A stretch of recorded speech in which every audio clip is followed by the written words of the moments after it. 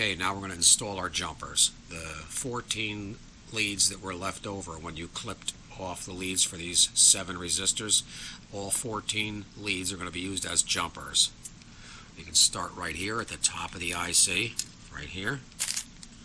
And there's one jumper right there. Then go up above to the left of the 68K resistor. There's a jumper there. There's a jumper here. A jumper here. Skip 2 holes, jumper here. Come down here. There's a jumper here, right there. There's a jumper down here. When you solder this jumper, make sure that you don't fill the hole for the pot, the control that's going to sit here eventually. Also, note that there's an extra hole here. That was a mistake on my part, and too bad. You can use either hole for this end of this jumper. They're both connected. It was just I accidentally put an extra hole in. Same thing with this one over here. But anyway, then put 2 jumpers here, where this is, again, this is the bottom of the board here. Here's where the pot will be, the control. And here's going to have a jumper here, here, and here.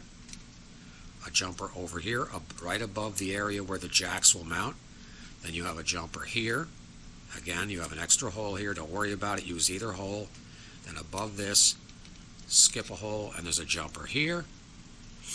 And that's about it. So there again, there are your jumpers. This is, again, all of these construction, the pictures are supplied with the pictures that I supply with a kit.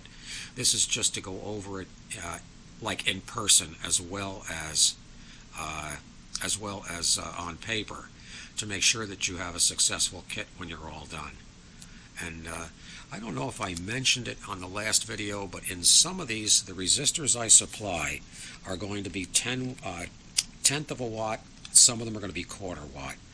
If you get the 1/10 of a watt, most cases you can form the leads directly on a 90-degree angle to the body of the resistor.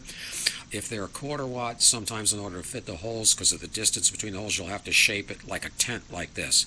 It doesn't matter. And remember, there's no polarity to resistors, so it won't make any difference which direction you put them in. Just get them in the right holes. That's it. Okay, we'll be going to the next video soon.